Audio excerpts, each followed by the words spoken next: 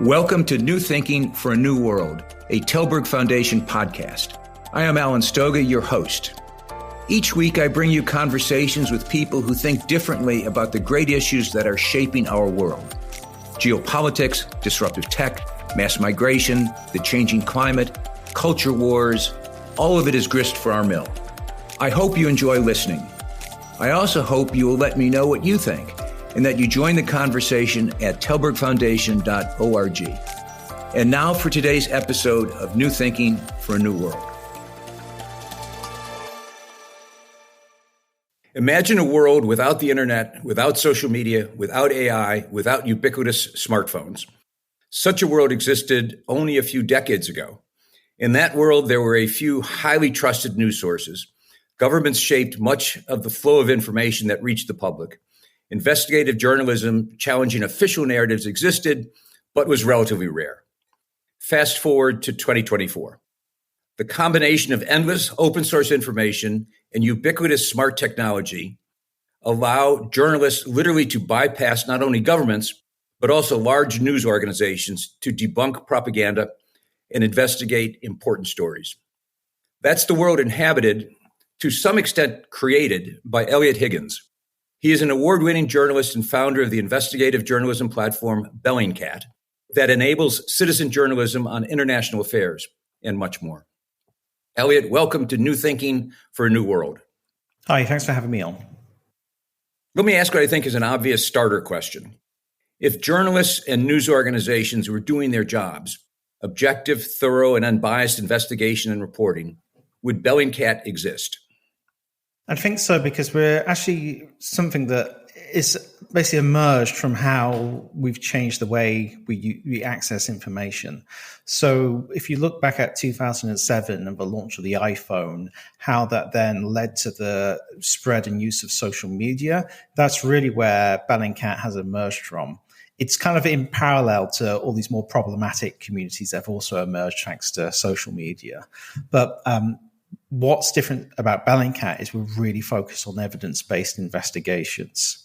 And because there's now a massive amount of information being generated every day from people with smartphones, from different types of online resources, it actually means that, in a sense, this investigation work has been democratized.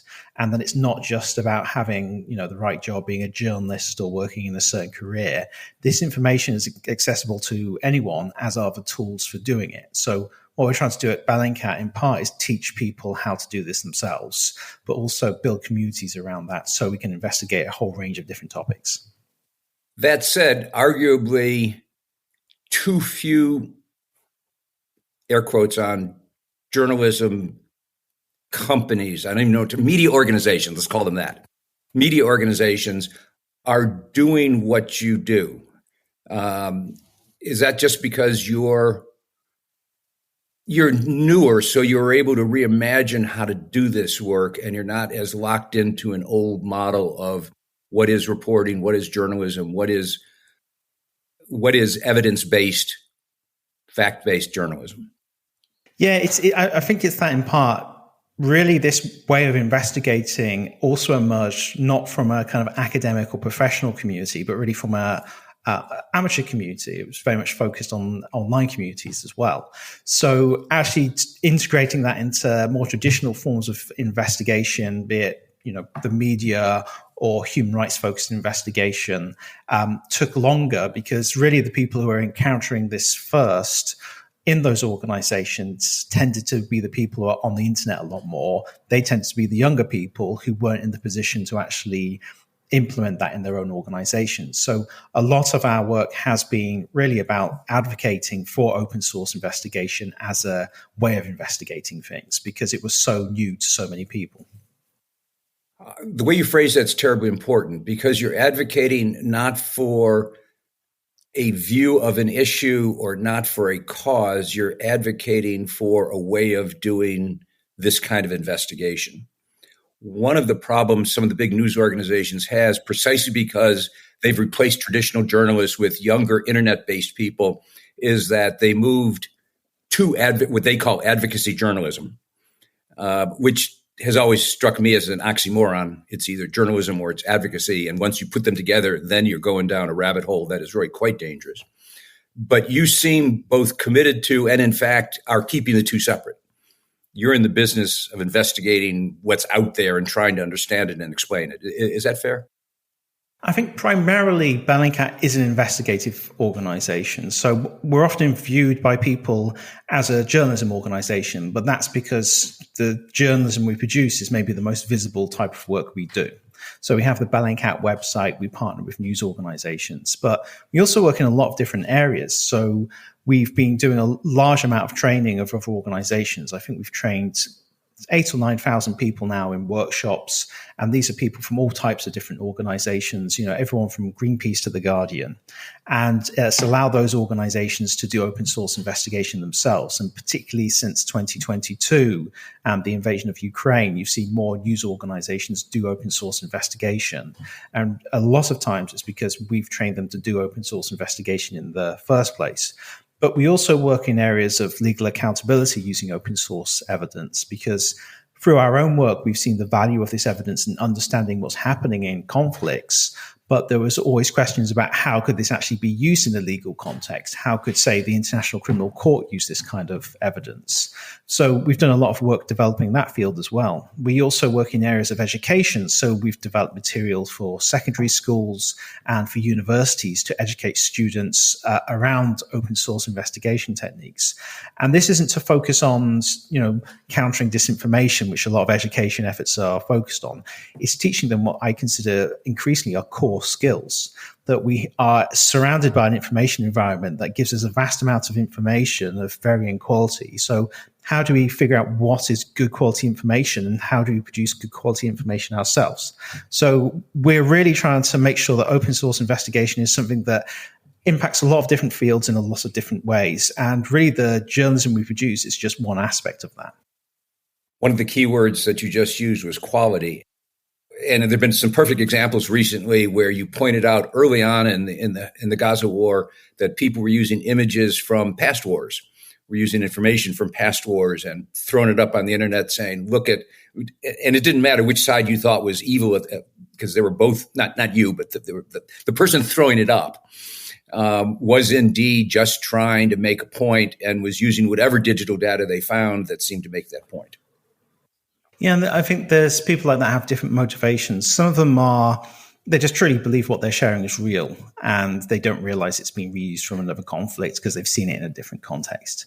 There are some people who are purely doing it as a grift. They're just trying to get followers, gain subscribers, and they just churn out a lot of this content. And that, unfortunately, is something that on platforms like Twitter is effectively rewarded because of the changes that have been made there, that you can buy verified status, you can get yourself to the top of the algorithm, and you can just churn out nonsense and misattributed content and get followers because you're engaging with people emotionally. And the thing is, it's very easy to engage with people on an emotional level. With investigations, it's often a lot harder to engage with people because it's dealing with more complex issues. And actually being able to reach to people on that level requires a lot more work. Whilst if you're just trying to get people engaging with you on an emotional level, you just find some images that seem upsetting, share it with your followers, and you can churn out 20 or 30 of those in a day. And even if one of those gets a lot of retweets and the rest don't, you've kind of done your job. You've made a little bit more money. I want to drill down on an example, but before doing that, ask you about generative AI. It strikes me as potentially an enormous risk, not just to what you're doing, but to society. If ChatGPT 4, 5, or 6, or 7, or 8, or whatever, however far they go, can generate the quality of information, conceivably that eventually one could generate an entire narrative, document it down to in incredibly levels of detail, push it out there. How do you keep up with that challenge? Well, I see it in two ways. One, as evidence. Now, when we do our investigations at Bellingcat, we are considering basically a huge network of information that's interconnected, that each part of it is reviewed and verified. For example, if we have an image, we geolocate it and we can confirm exactly where an image was taken, often down to very, very tiny details. And the problem with AI at the moment, if it creates an image, even of a fairly familiar location, there will still be discrepancies within that image. So, when it comes to more obscure areas that we can still geolocate, it's very, very difficult for AI, if not impossible, to recreate those images. And to do it on a massive scale is very difficult. So in terms of evidence, I'm not worried. In terms of information, it's a nightmare, because I'm not so much worried that it'll convince people of stuff that's not true. It's more gives them a permission structure to believe stuff is fake. So they can say, oh, I don't believe that because it could be AI generated and it doesn't fit my opinion, so I'll dismiss that. So it creates this permission structure to do that. Or the other issue as well is it makes people who are trying to figure out what the truth is and are genuinely trying to do that just give up, because they can't tell if something's an AI generated image, an AI generated video. It even affected myself a bit recently, where there's a video I saw of Donald Trump saying something that was kind of his normal ridiculous self, but it had that kind of 2-camera, very still motion that a lot of these AI generated videos have. And I thought, actually, how do I know this video is actually real? Because this is ridiculous. It's exactly the kind of thing he would say, but it's not coming from an account that is, a news site or something that's reliable. So it would require me to go and find this original video to basically fact check this video, when really I'm only in here for a like and a retweet, not like an entire investigation. So, for ordinary people, they can become, they can just detach from these conversations, because it's like, well, it's too tough to figure it out. So I'm going to read a book or something, less online, which is good in some ways, but it ends up leaving that kind of discourse space really just dominated by the two sides who are really emotionally engaged with an issue, who don't really care about the facts. They care about winning an argument online. And the kind of center is empty because everyone else has decided it's too hard to figure out what the truth is anyway and have gone off to do something else. And I don't think that's very healthy for discourse, and it's definitely not healthy for democracy. Oh, absolutely. I remember the day during the Vietnam War when Walter Cronkite turned on the war. And he had just come back from a reporting trip in Vietnam, and he came back and said to a nationwide audience, in a day when the United States had 3 networks, and you got your news from one of those 3, that was it. He said, this war is not winnable. And you could just feel the support for the war, even in places that would otherwise support it, dissipate. So there was a power, there was a trust factor based on individuals, based on news agencies, based on brands, the BBC in the good old days. And that's gone. And it's gone for all the reasons you just described. And there's this real fragmentation happening in how we consume information. I think this is really one of the big social effects that we've really overlooked. And I'm often dealing a lot with people who work in the counter-disinformation area. And that's so often seen as something that's an outside actor that's doing something to us. And it's usually Russia they point the finger at, and China to a slightly lesser extent. Really what's happening is a big social shift in how we consume information and interact with it. And if you actually look at where disinformation often comes from, it's from online communities who aren't being influenced by Russia, even though they may be pro-Russian. They are more influenced by the fact that they feel a very big sense of betrayal from a source of authority. And they find like-minded people online who have that same sense of betrayal, and they reinforce each other's sense of betrayal until they see the world through a very kind of twisted lens. And often these betrayals are rooted in something truthful. So the invasion of Iraq in 2003 is often cited by people who deny the use of chemical weapons in Syria, because from their perspective, that this is just a repeat of what happened with Iraq. It's American imperialists yet again trying to invade a country for its oil, and they're making up stories about chemical weapons. And anyone who's claiming there was chemical weapons, be it the OPCW, Bellingcat, Human Rights Watch, are part of that entire system that's actually trying to deceive the public, because they know that they're the truth seekers and the truth is on their side. So when they look at this topic themselves, they are seeing it through this very particular lens. And this can affect people on a whole range of different topics. And it doesn't have to be huge global topics. It can be stuff that's, COVID's obviously a big example of this, but you have flat earthers who are impacted with this, people who have very specific interests who are also affected by this. But when you actually look at the root cause of why all these communities come together, it's that sense of betrayal, that sense of distrust that's really, really important. And that's why trust is a really, really big part of this, but also community is a really big part of this, both in how these communities form that spread disinformation, thinking they're truth seekers, but also how we have to counter these issues as well. We need counter communities, in a sense, to kind of push back against this kind of disinformation and these communities. What do War Lessons from Gaza, Rethinking Education, Peace in Ukraine and Visionary Leadership have in common?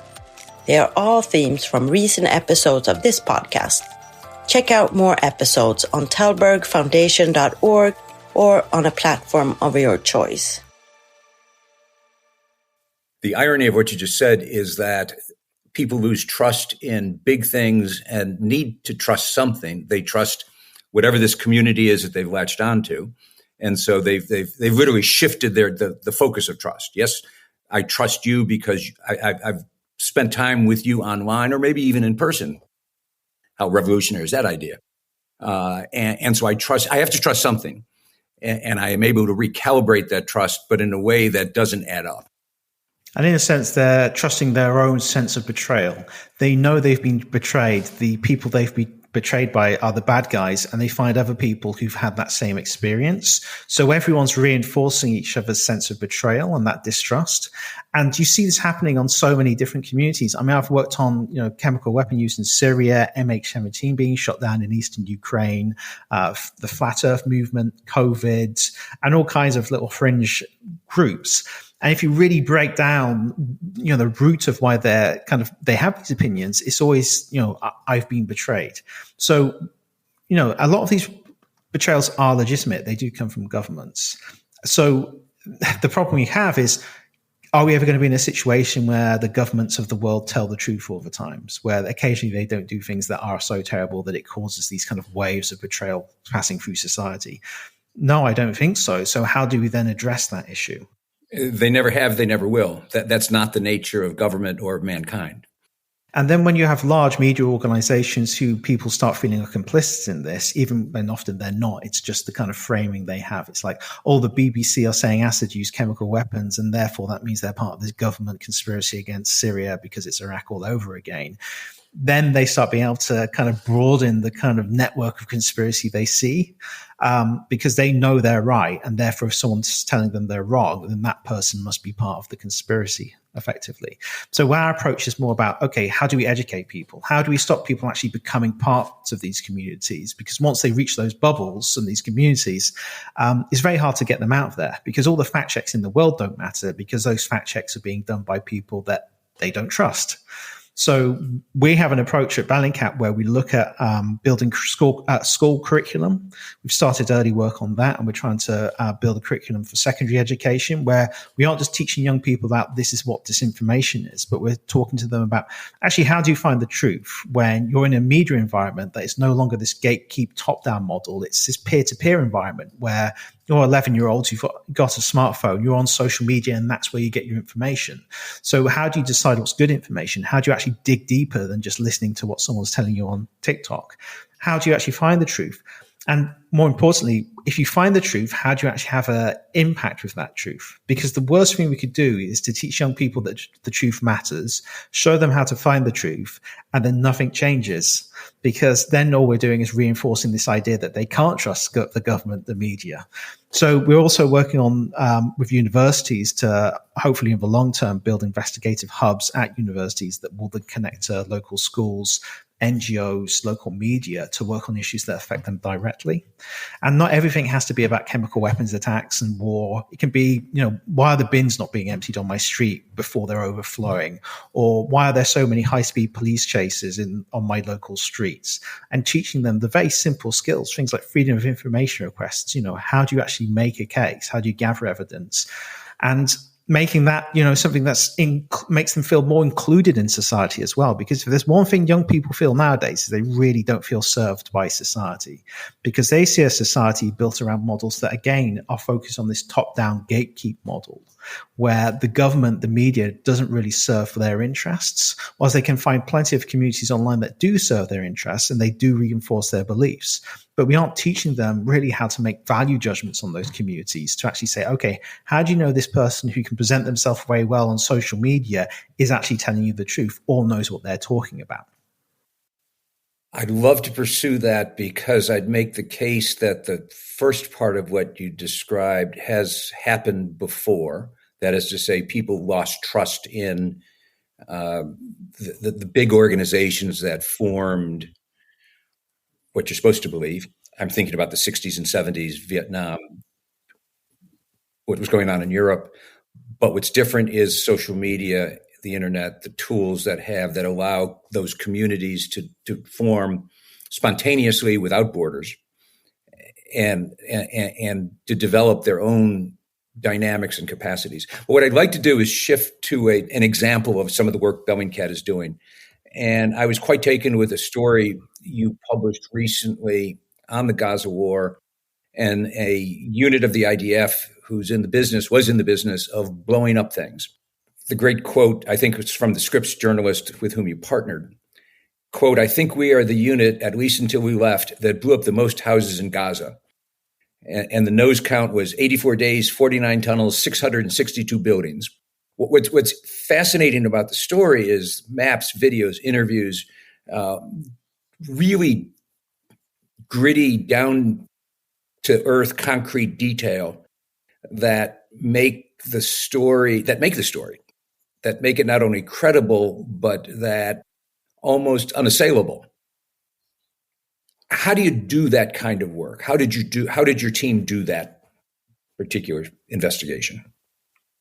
With Israel and Gaza, what you find is among Palestinians is there's, because of the limits on things like internet access, there's not a huge amount of information that comes through the kind of sources we often rely on, which are social media posts. But you do actually find on the side of the Israelis that there are a lot of social media posts, because these soldiers are filming what they're doing and sharing them online.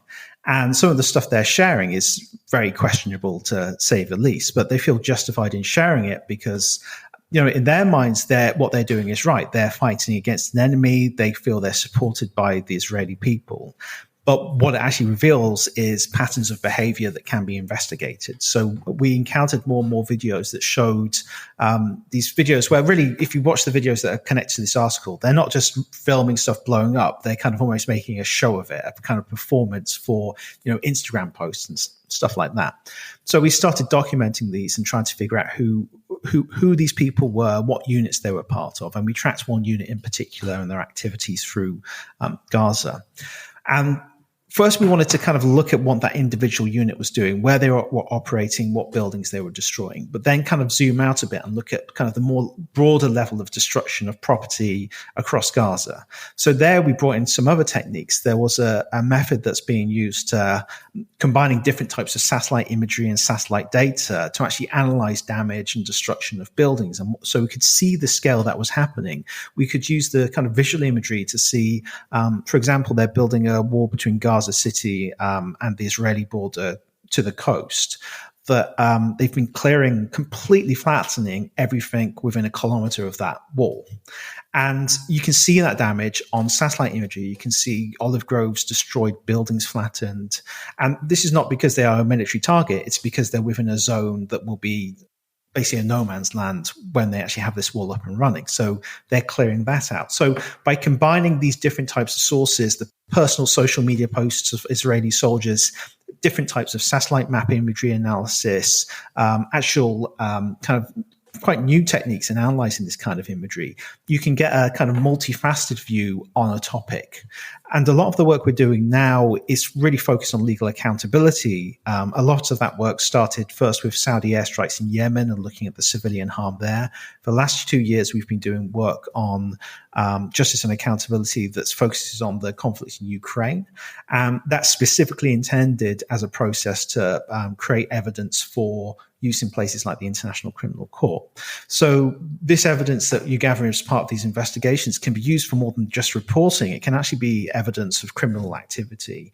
And certainly with the recent announcement from the ICC about the request for the arrest warrants, I think this information is becoming more and more relevant. And this is a really, really huge shift, because even 5 years ago, it was still quite a new theory that this stuff could be used as evidence in court. And there was always a very long debate about what could and couldn't be used. It was so new to say that you don't have the witness, you don't have the original media, you have social media posts. How do you actually turn that into evidence? That's something we've worked on as an organization to develop. And we're in a really good position to use that now. And as there's more conflicts, spreading across the world, not just Israel and Gaza, but, stuff what's happening in Sudan and elsewhere, this open source evidence becomes more and more valuable because often there's so much of it. Let me pull on one thread. You've mentioned 3 spaces: Gaza, Ukraine, Yemen. Clearly, in each case, one side, it generates more of the kind of data that you can use to build these very detailed, fact-based stories. As you said, there's not much in the way of internet access in Palestine, in Gaza, ditto among the Houthis, et cetera. Does that impart a kind of bias, not in your reporting, but in what you can't report? So part of the story is much more nuanced than the other part of the story can be. And the ICJ investigation is interesting because it is aimed at both the Hamas leadership and the Israeli leadership. So there's a real need for that kind of data. Yeah, it's difficult because, as you're saying, it creates this kind of bias that you see where, if it wasn't for those Israeli soldiers who are showing all those videos, we wouldn't have been able to do the investigations. It's similar actually in 2014 when we were investigating MH17. We found a massive amount of information about the Russian military because soldiers in the Russian military were using social media to connect all their friends who happened to be soldiers who were all posting images of their service. And some of that we could use to show that Russian troops were inside Ukraine because they take a photo in Russia and then one in Ukraine, and it was pretty obvious what was going on. So inherently you do have this bias, but I think it's also important to consider that open source investigation is not meant to replace other forms of investigation. It's just additional information that you can get from these fresh sets of sources. And there's a huge amount that can be discovered. Really, we've barely scratched the surface of what could be done with this, especially in regards to legal accountability. And this is especially why we try and train as many people as possible in doing this work, because Bellingcat is still, a small organization. We have just under 40 staff, and that means we can't investigate every single thing in the world, but we can equip other people to do that. So a really big part of what we're doing is not just the training, but also building communities where we can actually have people who are digging into stuff that interests them, and then we can kind of pick that up and turn it into articles and reporting. So what we've decided to do is, rather than trying to do everything ourselves, is to kind of democratize that, share those ideas, those methodologies, and give other people the opportunity to do this kind of work without the direct intervention of Bellingcat. I want to end with the quality question again, because having read a lot of the Bellingcat reporting, you clearly do care about quality. There is an enormous effort, obvious effort, to understand the details, to reject things that don't fit a narrative. You're looking for fact-based evidence. I can easily imagine that other organizations, other communities, to use your term, might not be as motivated as you are. So how do you impart not just the tools to do this, but the need for quality, the real deep commitment to actually finding evidence, not just proving a point? So kind of in the more broader community of open source investigators, we generally are quite critical of each other's work if we spot mistakes in it. So I remember there was a report from one of the UN bodies that used satellite imagery analysis of aircraft on an airstrip that got torn apart by the rest of the open source community because they misidentified the aircraft, and everyone made a kind of big noise about that. And that's the thing. If you're doing proper open source investigation, you're providing the sources you're using. So it leaves you wide open to attacks if you make things wrong. And that in a way is kind of makes it self-policing. One of the communities we've set up, though, is a Discord community. We have about 28,000 members on that community. It's our Bellingcat Discord. Anyone can join that, and we keep it quite well moderated because we want it to be a place where it's about discussing facts and evidence, not people's opinions and their emotional feelings about a topic, because that just makes things go off track. But there we have a process where people on that community might start digging into something, and because they've learned from Bellingcat these different techniques, they can start applying to it. But we'll observe that work, and then if it gets to a point where we think there's a possible publication, that can then be brought kind of into our editorial process and developed with the people in the community into a full story, but using the fact-checking and editorial standards of Bellingcat. So we kind of lift up the standards of the quality of work, and then we publish it and push it back out to the community again, who then can actually build on the information because we have access to things like satellite data that they might not have access to. So we try and have not just this kind of, we bring stuff in, push it out, and then it's done, but this kind of cycle of involvement with our community.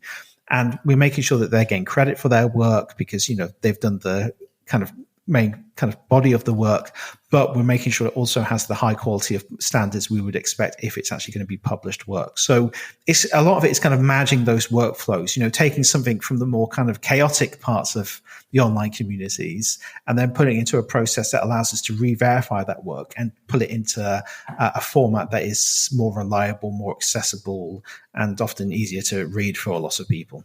When I started thinking about this conversation, I was thinking about traditional investigative journalists, the old private eye in the UK, more recently Panama Papers, back to the day, the Watergate investigations. Most of those, although not Panama Papers as much, were jealously guarded by the people working on them. What you've just described is a very different model, that it is much more about, as one would expect for the internet, much more about collaboration and sharing and trying to make each other better. And I can only end by saying, I hope, Eliot, that you're able to accomplish that, because both the need for that kind of work and the potential for that kind of work, again, in a world that I worry about, the ChatGPT-10 world, is even greater than it has been. So thanks for this conversation. Very much appreciated it. Thanks for having me on. Thank you for listening to this episode of New Thinking for a New World. I'm Alan Stoga, podcast host, and I look forward to your joining our next conversation. Remember, tell us what you think at telbergfoundation.org.